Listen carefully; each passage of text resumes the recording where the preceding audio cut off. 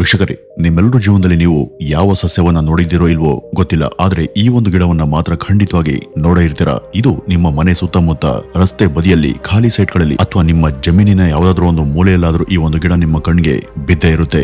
ನೋಡೋದಕ್ಕೆ ತುಂಬಾ ಸಾಮಾನ್ಯವಾದಂತ ಕಳೆಯಂತೆ ಕಾಣುವಂತ ಈ ಗಿಡ ನಿಜಕ್ಕೂ ಇಡೀ ಹೊರದ ಭವಿಷ್ಯವನ್ನೇ ಬದಲಾಯಿಸುವಂತ ಶಕ್ತಿಯನ್ನ ಹೊಂದಿದೆ. ಅದೇ ಪಾರ್ಥೇನಿಯಂ ಅಥವಾ ಕಾಂಗ್ರೆಸ್ ಗಿಡ. ವೀಕ್ಷಕರೇ, ನಿಜಕ್ಕೂ ನೀವು ಈ ಒಂದು ಸಸ್ಯದ ಬಗ್ಗೆ ತಿಳಿಯಲೇಬೇಕು. ಈ ಗಿಡ ಯಾವುದು, ಇದನ್ನು ಯಾಕೆ ಜಗತ್ತಿನ ಅತ್ಯಂತ ಅಪಾಯಕಾರಿ ಆಕ್ರಮಣಕಾರಿ ಕಳೆಗಳಲ್ಲಿ ಒಂದು ಅಂತ ಕರೆಯಲಾಗುತ್ತೆ, ಇದರ ನಿಜವಾದ ಇತಿಹಾಸ ಏನು, ಇದಕ್ಕೆ ಕಾಂಗ್ರೆಸ್ ಗಿಡ ಅಂತ ಯಾಕೆ ಹೆಸರು ಬಂತು, ಇದನ್ನ ನಮ್ಮ ಮನೆ ಸುತ್ತ ಅಥವಾ ಜಮೀನುಗಳಲ್ಲಿ ಬೆಳೆದೇ ಇರೋ ರೀತಿ ಯಾವ ರೀತಿ ಕಂಟ್ರೋಲ್ ಮಾಡೋದು, ಬನ್ನಿ ವೀಕ್ಷಕರೇ, ಇವತ್ತಿನ ಈ ಒಂದು ವಿಡಿಯೋದಲ್ಲಿ ಈ ಎಲ್ಲದರ ಬಗ್ಗೆ ಸವಿವರವಾಗಿ ತಿಳಿತಾ ಹೋಗೋಣ. ವೀಕ್ಷಕರೇ, ಇವತ್ತು ನಮ್ಮ ಹೊಲಗಳಲ್ಲಿ ಕಾಡ್ತಿರುವಂತ ಈ ಒಂದು ಪಾರ್ಥೇನಿಯಂ ಭಾರತದಲ್ಲಿ ಹುಟ್ಟಂತ ಗಿಡನೇ ಅಲ್ಲ. ಇದರ ಮೂಲ ಮಧ್ಯ ಮತ್ತು ಉತ್ತರ ಅಮೆರಿಕ. 1950ರ ದಶಕದಲ್ಲಿ ಭಾರತ ತೀವ್ರ ಆಹಾರ ಧಾನ್ಯಗಳ ಕೊರತೆಯನ್ನ ಎದುರಿಸ್ತಾ ಇತ್ತು. ಆ ಒಂದು ಸಮಯದಲ್ಲಿ ಭಾರತದಿಂದ ದೊಡ್ಡ ಪ್ರಮಾಣದಲ್ಲಿ ಗೋಧಿಯನ್ನ ಆಮದು ಮಾಡಿಕೊಳ್ಳಾಯಿತು. ಈ ಒಂದು ಗೋಧಿಯ ಜೊತೆ ಗಮನಿಸ್ತೇನೆ ಪಾರ್ಥೇನಿಯಂನ ಸೂಕ್ಷ್ಮ ಬೀಜಗಳು ಭಾರತಕ್ಕೆ ಬಂದು ಅಂತ ವಿಜ್ಞಾನಿಗಳು ಹೇಳ್ತಾರೆ.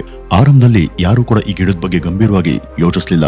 ಕೆಲವು ಬಂದರು ಪ್ರದೇಶಗಳಲ್ಲಿ ಮಾತ್ರ ಕಾಣಿಸ್ಕೊಳ್ದಿದ್ದಂತ ಈ ಒಂದು ಕಳೆ ನಿಧಾನವಾಗಿ ಗಾಳಿ, ನೀರು, ಪ್ರಾಣಿಗಳು, ವಾಹನಗಳ ಚಕ್ರಗಳು ಮತ್ತು ಕೃಷಿ ಯಂತ್ರಗಳ ಮೂಲಕ ದೇಶದ ಮೂಲೆ ಮೂಲೆಗೂ ಹರಡಿತು.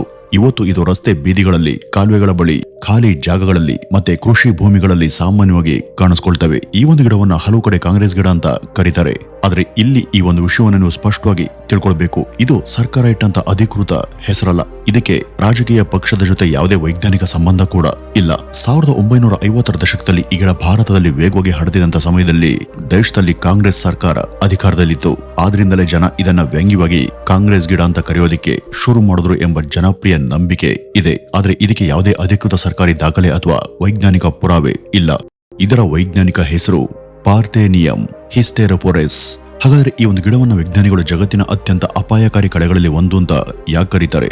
ಕಾರಣ ಇದರ ಬೆಳವಣಿಗೆಯ ಶಕ್ತಿ. ಸಾಮಾನ್ಯ ಕಳೆಯಂತೆ ಇದು ಕೇವಲ ಕಳೆ ಜೊತೆ ಸ್ಪರ್ಧೆಯನ್ನ ಮಾಡೋದಿಲ್ಲ. ಇದು ತನ್ನ ಸುತ್ತಮುತ್ತಲಿನ ಸಸ್ಯಗಳನ್ನೇ ಬೆಳೆಯದಂತೆ ತಡೆಯುವಂತ ಒಂದು ವಿಶೇಷ ಸಾಮರ್ಥ್ಯವನ್ನ ಹೊಂದಿದೆ.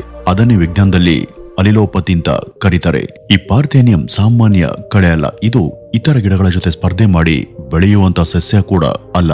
ಬದಲಿಗೆ ತನ್ನ ಸುತ್ತಮುತ್ತ ಬೇರೆ ಯಾವುದೇ ಗಿಡ ಬೆಳೆದಂತೆ ಮೊದಲೇ ವ್ಯವಸ್ಥೆಯನ್ನ ಮಾಡಿಕೊಳ್ಳುತ್ತೆ. ಅದು ಹೇಗೆ ಗೊತ್ತಾ? ಇದರ ಬೇರುಗಳು, ಎಲೆಗಳು ಮತ್ತೆ ಹೂಗಳಿಂದ ಕೆಲವು ವಿಶೇಷ ರಾಸಾಯನಿಕಗಳು ಮಣ್ಣಿಗೆ ಬಿಡುಗಡೆ ಆಗ್ತವೆ. ಈ ಒಂದು ಪ್ರಕ್ರಿಯೆಯನ್ನೇ ಅಲಿಲೋಪತಿ ಅಂತ ಕರೀತಾರೆ. ಸರಳವಾಗಿ ಹೇಳಬೇಕು ಅಂದ್ರೆ ಈ ಜಾಗ ನಂದು, ಬೇರೆ ಯಾವ ಗಿಡವೂ ಕೂಡ ಇಲ್ಲಿ ಬೆಳೆಯಬಾರದು ಅಂತ ಮಣ್ಣಿನಲ್ಲೇ ತನ್ನ ಅಧಿಕಾರವನ್ನ ಸ್ಥಾಪನೆ ಮಾಡೋದು. ಇದರ ಪರಿಣಾಮ ಇತರೆ ಬೆಳೆಗಳ ಬೀಜಗಳು ಸರಿಯಾಗಿ ಮೊಳಕೆಯನ್ನ ಒಡೆಯೋದಿಲ್ಲ.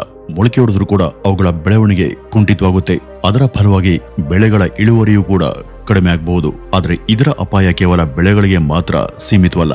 ಹೊಲದಲ್ಲಿ ಈ ಒಂದು ಗಿಡವನ್ನ ಬರಿಗೈಯಲ್ಲಿ ಮುಟ್ಟಿದ್ರೆ ಕೆಲವರಿಗೆ ಚರ್ಮದ ಅಲರ್ಜಿ, ತುರಿಕೆ, ಕೆಂಪು ಗುಳ್ಳೆಗಳು ಮತ್ತೆ ಚರ್ಮದ ಉರಿಯೂತ ಕೂಡ ಕಾಣಿಸ್ಕೊಳ್ಳುತ್ತೆ. ಇದರ ಹೂಗಳಿಂದ ಹೊರಬರುವಂತ ಪರಾಗ ಕಣಗಳು ಗಾಳಿಯೊಂದಿಗೆ ಹರಡಿ ಉಸಿರಾಟದ ಮೂಲಕ ದೇಹವನ್ನು ಸೇರಿದ್ರೆ ಅಲರ್ಜಿಕ್ ರೈನೈಟಿಸ್ ಮತ್ತೆ ಉಸಿರಾಟದ ಸಮಸ್ಯೆಗೂ ಕಾರಣ ಆಗ್ಬೋದು. ಆದ್ರಿಂದ ಈ ಒಂದು ಗಿಡವನ್ನು ತೆಗೆಯುವಾಗ ಕಡ್ಡಾಯವಾಗಿ ಕೈಗವಸವನ್ನ ಧರಿಸಬೇಕು. ಸಾಧ್ಯ ಇದ್ರೆ ಮುಖಕ್ಕೆ ಮಾಸ್ಕ್ ಮತ್ತೆ ಬಟ್ಟೆಯನ್ನ ಕಟ್ಟಿಕೊಳ್ಳೋದು ಉತ್ತಮ. ಇನ್ನು ಜಾನುವಾರುಗಳ ವಿಷಯಕ್ಕೆ ಬಂದ್ರೆ ಸಾಮಾನ್ಯವಾಗಿ ಅವು ಈ ಗಿಡವನ್ನ ತಿನ್ನೋದಿಲ್ಲ. ಆದ್ರೆ ಮೇವಿನ ಜೊತೆ ಬೆರೆತು ತಿಂದರೆ ಅವುಗಳ ಆರೋಗ್ಯದ ಮೇಲೂ ಕೂಡ ದುಷ್ಟ ಪರಿಣಾಮ ಉಂಟಾಗುತ್ತೆ. ಹೀಗಾಗಿ ಈ ಒಂದು ಗಿಡವನ್ನ ಹೊಲದಲ್ಲಿ ಬೆಳೆಯೋದಿಕ್ಕೆ ಬಿಡೋದೇ ಅಪಾಯಕಾರಿ. ಆದ್ರೆ ಇದರ ಇನ್ನೂ ಒಂದು ದೊಡ್ಡ ಶಕ್ತಿ ಬೇರೆನೇ ಇದೆ. ಒಂದೇ ಒಂದು ಪಾರ್ಥೇನಿಯಂ ಗಿಡ 100 ಅಲ್ಲ, 1000 ಅಲ್ಲ, 15,000ದಿಂದ 25,000ದವರೆಗೂ ಬೀಜಗಳನ್ನ ಉತ್ಪಾದನೆ ಮಾಡೋದಂದ್ರೆ ನೀವು ನಂಬಲೇಬೇಕು. ಈ ಒಂದು ಬೀಜಗಳು ಕಣ್ಣಿಗೆ ಕಾಣದಷ್ಟು ಚಿಕ್ಕದಾಗಿದ್ರೂ ಅವುಗಳ ಶಕ್ತಿ ಮಾತ್ರ ಅಪಾರ.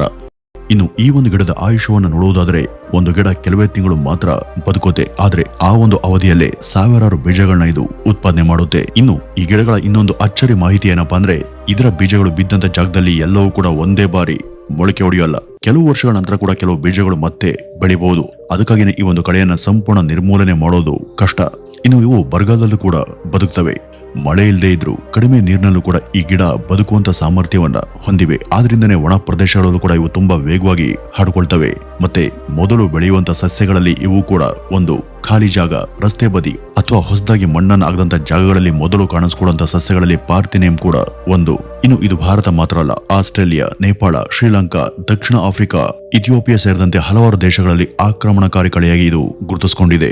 ಇನ್ನು ಇದರ ಬೀಜಗಳು ತುಂಬಾ ಚಿಕ್ಕದಾಗಿರ್ತವೆ. ಅವು ಗಾಳಿ, ಮಳೆ ನೀರು, ವಾಹನಗಳ ಟೈರು, ಟ್ರಾಕ್ಟರ್ಗಳು, ಮಣ್ಣು, ಜಾನುವಾರುಗಳ ಚರ್ಮ ಮತ್ತು ಮನುಷ್ಯರ ಬಟ್ಟೆಗಳ ಮೂಲಕ ಕೂಡ ಹೊಸ ಜಾಗಗಳಿಗೆ ಸಾಗಬಹುದು. ವೀಕ್ಷಕರೇ, ನೀವು ನಂಬೋದಿಲ್ಲ, ಈ ಒಂದು ಗಿಡದ ಒಂದು ಬೀಜ ನಿಮ್ಮ ಚಪ್ಪಲಿಗೆ ಅನ್ಕೊಂಡ್ರು ಕೂಡ ಅದು ಹಲವಾರು ಕಿಲೋಮೀಟರ್ ದೂರ ಹೊಸ ಜಾಗಕ್ಕೆ ಹೋಗಬಹುದು. ಮತ್ತೆ ಮಳೆ ಬಂದ್ರೆ ಅಲ್ಲೂ ಕೂಡ ಹೊಸ ಪಾರ್ಥೇನಿಯಂ ಗಿಡ ಬೆಳೆಯುವಂತ ಸಾಧ್ಯತೆ ಕೂಡ ಇದೆ. ಅಷ್ಟು ವೇಗವಾಗಿ ಹರಡುವಂತ ಸಾಮರ್ಥ್ಯ ಈ ಗಿಡಕ್ಕಿದೆ. ಮತ್ತೆ ಕೆಲವು ಕೃಷಿ ಮತ್ತು ಪರಿಸರ ತಜ್ಞರು ಇದರ ವೇಗವನ್ನು ನೋಡಿ ಇದನ್ನ ರೂಪಕವಾಗಿ ಹಸಿರು ಕ್ಯಾನ್ಸರ್ ಅಂತಾನೆ ಕರೀತಾರೆ. ಯಾಕೆಂದ್ರೆ ಇದು ಹರಡದಂತ ಜಾಗಗಳಲ್ಲಿ ಬೇರೆ ಸಸ್ಯಗಳು ಬೆಳೆಯೋದು ಕಷ್ಟ ಆಗುತ್ತೆ. ಮತ್ತೆ ಇದಕ್ಕೆ ಮಣ್ಣಿನ ಆಯ್ಕೆ ಕೂಡ ಇಲ್ಲ. ಕಪ್ಪು ಮಣ್ಣು, ಕೆಂಪು ಮಣ್ಣು, ಮರಳು ಮಣ್ಣು, ರಸ್ತೆ ಬದಿ, ಕಟ್ಟಡದ ಅವಶೇಷಗಳು ಇರುವಂತ ಜಾಗ, ಈ ರೀತಿ ಬಹುತೇಕ ಎಲ್ಲಾ ಕಡೆ ಇದು ಬೆಳೆಯುತ್ತೆ. ಮತ್ತೆ ಬೆಂಕಿ ಹಚ್ಚಿದ್ರು ಕೂಡ ಇದರ ಕತೆ ಮುಗಿಯೋದಿಲ್ಲ. ಗಿಡವನ್ನ ಸುಟ್ರೆ ಮೇಲಿನ ಭಾಗ ನಾಶ ಆಗಬಹುದು, ಆದ್ರೆ ಈಗಾಗಲೇ ಮಣ್ಣಲ್ಲಿ ಬಿದ್ದಿರುವಂತ ಬೀಜಗಳು ಉಳಿದ್ರೆ ಮಳೆ ಬಂದ ನಂತರ ಮತ್ತೆ ಅದೇ ಜಾಗದಲ್ಲಿ ಹೊಸ ಗಿಡ ಬೆಳೆಯುತ್ತೆ. ಮತ್ತೆ ಎಲ್ಲೆಲ್ಲಿ ಮಣ್ಣು ಬರಿದಾಗಿರುತ್ತೋ ಅಥವಾ ಬೇರೆ ಸಸ್ಯಗಳು ಇರೋದಿಲ್ವೋ ಅಲ್ಲಿ ಮೊದಲು ನೆಲೆಸುವಂತ ಸಸ್ಯಗಳಲ್ಲಿ ಪಾರ್ಥೇನಿಯಂ ಕೂಡ ಒಂದು. ಇನ್ನು ಬಹುತೇಕ ರೈತರು ಮಾಡುವಂತ ಒಂದು ದೊಡ್ಡ ತಪ್ಪು ಏನಪ್ಪಾ ಅಂದ್ರೆ, ಹೊಲದಲ್ಲಿ ಪಾರ್ಥೇನಿಯಂ ಕಂಡ ತಕ್ಷಣ ಅದನ್ನ ಕೈಯಿಂದ ಕಿತ್ತಾಕಿನೋ ಅಥವಾ ಟ್ರಾಕ್ಟರ್ ನಿಂದ ಉಳುಮೆ ಮಾಡಿ ಅದನ್ನ ಮಣ್ಣಿನ ಒಳಗೆ ಹಾಗೆ ಬಿಡೋದು. ಹೊರಗಡೆಯಿಂದ ನೋಡೋದಕ್ಕೆ ಕಳೆ ಸಂಪೂರ್ಣ ನಾಶ ಆದಂತೆ ಕಾಣಿಸುತ್ತೆ, ಆದರೆ ನಿಜವಾಗ್ಲೂ ಆಗೋದು ಅದಕ್ಕೆ ವಿರುದ್ಧವಾಗಿ. ಈ ಪಾರ್ಥೇನಿಯಂ ಗಿಡಗಳು ಹೂ ಬಿಟ್ಟು ಬೀಜವನ್ನ ಬಿಟ್ಟ ನಂತರ ಟ್ರಾಕ್ಟರ್ ಅನ್ನ ಓಡಿಸಿದ್ರೆ ಆ ಯಂತ್ರಗಳ ಬ್ಲೇಡ್ಗಳು ಸಾವಿರಾರು ಬೀಜಗಳನ್ನ ಹೊಲದ ಎಲ್ಲಾ ಕಡೆ ಹರಡ್ತವೆ. ಅಷ್ಟೇ ಅಲ್ಲ, ಅನೇಕ ಬೀಜಗಳು ಮಣ್ಣಿನ ಒಳಗೇನೆ ಸೇರ್ಕೊಳ್ತವೆ. ಆಗ ಈ ಬೀಜಗಳು ಮಳೆ ಬಂದಾಗ ಅಥವಾ ಅನುಕೂಲಕರ ವಾತಾವರಣ ಸಿಕ್ಕಾಗ ಮತ್ತೆ ಮೊಳಕೆ ಹೊಡಿತವೆ. ಆದ್ರಿಂದ ನೀವು ಕಳೆ ನಾಶ ಮಾಡಿದೀವಿ ಅಂತ ಅನ್ಕೊಂಡ್ರು ಕೂಡ ಕೆಲವೇ ವಾರಗಳು ಅಥವಾ ತಿಂಗಳುಗಳ ನಂತರ ಅದೇ ಜಾಗದಲ್ಲಿ ಮತ್ತೆ ನೂರಾರು ಪಾರ್ಥೇನಿಯಂ ಗಿಡಗಳು ಕಾಣಿಸ್ಕೊಳ್ಬಹುದು. ನೀವು ಕೂಡ ನಿಮ್ಮ ಮನೆ ಸುತ್ತಮುತ್ತ ಅಥವಾ ಖಾಲಿ ಸೆಟ್ಗಳಲ್ಲಿ ಇದನ್ನ ಕ್ಲೀನ್ ಮಾಡದಂತ ಕೆಲವೇ ವಾರಗಳಲ್ಲಿ ಮತ್ತೆ ಬೆಳೆಯೋದನ್ನ ನೋಡಿರ್ತೀರ. ಅದಕ್ಕೆ ಕಾರಣ ನೀವು ಆ ಗಿಡಗಳನ್ನ ಕಿತ್ತು ಹಾಕೋದ ನಂತರ ಅದರಲ್ಲಿ ಇರುವಂತ ಬೀಜಗಳು ಮತ್ತೆ ಮಣ್ಣಿನ ಒಳಗೇನೆ ಬಿದ್ದು ಹೋಗಿರ್ತವೆ. ನಂತರ ಕೆಲವೇ ದಿನಗಳಲ್ಲಿ ಅವು ಮತ್ತೆ ಮೊಳಕೆ ಹೊಡೆದು ಬೆಳೆಯೋದಕ್ಕೆ ಶುರುವಾಗ್ತವೆ. ಹಾಗಾದ್ರೆ ಇವುಗಳನ್ನ ನಿಯಂತ್ರಣ ಮಾಡೋದಕ್ಕೆ ಏನ್ ಮಾಡಬೇಕು ಅಂತ ಕೃಷಿ ತಜ್ಞರು ಒಂದು ಪ್ರಮುಖ ಸಲಹೆಯನ್ನ ಕೊಡ್ತಾರೆ. ಪಾರ್ಥೇನಿಯಂ ಹೂ ಬಿಡುವಂತ ಮುಂಚೆನೆ ಅದನ್ನ ಕಿತ್ತಾಕ್ಬೇಕು. ಇದೇ ಅತ್ಯಂತ ಪರಿಣಾಮಕಾರಿ ವಿಧಾನ. ಹೂ ಬರುವಂತ ಮೊದಲೇ ಬೇರ್ ಸಮೇತ ಕಿತ್ತಾಕಿದ್ರೆ ಬೀಜ ಉತ್ಪಾದನೆ ಆಗೋದಿಲ್ಲ. ಇದರಿಂದ ಅವು ಮತ್ತೆ ಬೆಳೆಯುವಂತ ಸಾಧ್ಯತೆ ಕಡಿಮೆ ಇರುತ್ತೆ. ಆದ್ರೆ ಹೂ ಬಿಟ್ಟ ನಂತರ ಕಿತ್ತು ಅಲ್ಲೇ ಬಿಸಾಡೋದು ಸರಿಯಲ್ಲ. ಗಾಳಿ, ನೀರು ಅಥವಾ ವಾಹನಗಳ ಮೂಲಕ ಬೀಜಗಳು ಮತ್ತೆ ಹರಡಬಹುದು. ಹಾಗಾದ್ರೆ ಈ ಒಂದು ಕಳೆಯನ್ನ ಸಂಪೂರ್ಣವಾಗಿ ಹೇಗೆ ನಿಯಂತ್ರಣ ಮಾಡಬೇಕು? ರಾಸಾಯನಿಕ ಔಷಧಿ ಮಾತ್ರ ಪರಿಹಾರನ ಅಥವಾ ನೈಸರ್ಗಿಕ ಮತ್ತು ಕಡಿಮೆ ಖರ್ಚಿನ ವಿಧಾನಗಳು ಕೂಡ ಇದ್ದಾವ?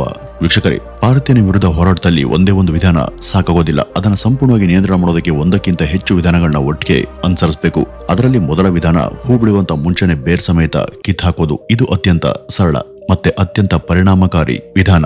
ಆದ್ರೆ ಈ ಒಂದು ಕೆಲಸ ಮಾಡುವಾಗ ಕಡ್ಡಾಯವಾಗಿ ಕೈಗವಸವನ್ನ ಧರಿಸಿ. ಸಾಧ್ಯ ಆದ್ರೆ ಮುಖಕ್ಕೆ ಮಾಸ್ಕ್ ಅಥವಾ ಬಟ್ಟೆಯನ್ನ ಕಟ್ಕೊಳ್ಳಿ. ಏಕೆಂದ್ರೆ ಈ ಗಿಡದ ರಸ ಮತ್ತು ಪರಾಗ ಕಣಗಳು ಚರ್ಮ ಮತ್ತು ಉಸಿರಾಟದ ಸಮಸ್ಯೆಗಳಿಗೆ ಕಾರಣ ಆಗಬಹುದು. ಇನ್ನು ಎರಡನೇ ವಿಧಾನ ಜೈವಿಕ ನಿಯಂತ್ರಣ. ಪ್ರಕೃತಿನೇ ಪ್ರತಿ ಸಮಸ್ಯೆಗೆ ಒಂದು ಪರಿಹಾರವನ್ನ ಇಟ್ಟಿರುತ್ತೆ. ಈ ಕಾಂಗ್ರೆಸ್ ಗಿಡದ ನಿಯಂತ್ರಣಕ್ಕೂ ಒಂದು ವಿಶೇಷ ಕೀಟವನ್ನ ಬಳಸಲಾಗುತ್ತೆ. ಅದರ ಹೆಸರು ಝೈಗೋಗ್ರಾಮ ಬೈಕಾಲೋರಟ ಅಂತ. ಈ ಒಂದು ಕೀಟದ ವಿಶೇಷತೆ ಏನಪ್ಪಾ ಅಂದ್ರೆ, ಇದು ಮುಖ್ಯವಾಗಿ ಪಾರ್ಥೇನಿಯಂ ಗಿಡದ ಎಲೆಗಳನ್ನ ತಿಂದು ಬದುಕುತ್ತೆ. ಇದರಿಂದ ಗಿಡ ದುರ್ಬಲಾಗಿ ಬೀಜ ಉತ್ಪಾದನೆ ಕೂಡ ಕಡಿಮೆ ಆಗುತ್ತೆ. ಭಾರತದ ಹಲವು ಪ್ರದೇಶಗಳಲ್ಲಿ ಕೃಷಿ ಇಲಾಖೆ ಮೂಲಕ ಈ ಜೈವಿಕ ನಿಯಂತ್ರಣ ವಿಧಾನವನ್ನ ಬಳಸಲಾಗಿದೆ. ವೀಕ್ಷಕರೇ, ಒಂದು ವಿಷಯವನ್ನ ಮಾತ್ರ ಯಾವಾಗಲೂ ನೆನ್ಪಿಡಿ, ಹೊಲದಲ್ಲಿ ಇರುವಂತಹ ಪ್ರತಿಯೊಂದು ಕಳೆ ಕೂಡ ಶತ್ರು ಅಲ್ಲ. ಆದ್ರೆ ಪಾರ್ಥೇನಿಯಂನಂತಹ ಆಕ್ರಮಣಕಾರಿ ಕಳೆಗಳನ್ನ ಸರಿಯಾದ ಸಮಯದಲ್ಲಿ ಸರಿಯಾದಂತಹ ವಿಧಾನದಿಂದ ನಿಯಂತ್ರಣ ಮಾಡೋದು ಅತ್ಯಗತ್ಯ. ಇಲ್ವಾದ್ರೆ ಅದು ಬೆಳೆಗೂ, ಮಣ್ಣಿಗೂ, ಪರಿಸರಕ್ಕೂ ಮತ್ತು ಮನುಷ್ಯರ, ಜಾನುವಾರುಗಳ ಆರೋಗ್ಯಕ್ಕೂ ಸಮಸ್ಯೆಯನ್ನ ಉಂಟು ಮಾಡಬಹುದು. ಹೀಗಾಗಿ ನಿಮ್ಮ ಸುತ್ತಮುತ್ತ ಕೂಡ ಈ ಒಂದು ಗಿಡ ಕಂಡು ಬಂದ್ರೆ ಅದನ್ನ ನಿರ್ಲಕ್ಷ್ಯ ಮಾಡಬೇಡಿ. ಸರಿಯಾದ ವೈಜ್ಞಾನಿಕ ವಿಧಾನವನ್ನು ಅನುಸರಿಸಿ ನಿಮ್ಮ ಭೂಮಿಯನ್ನ ಮತ್ತೆ ನಿಮ್ಮ ಮುಂದಿನ ಬೆಳೆಗಳನ್ನ ರಕ್ಷಿಸಿಕೊಳ್ಳಿ ಅಂತ ಹೇಳ್ತಾ ಇವತ್ತಿನ ಈ ಒಂದು ವಿಡಿಯೋವನ್ನ ಇಲ್ಲಿಗೆ ಮುಗಿಸೋಣ. ನಮಸ್ಕಾರ.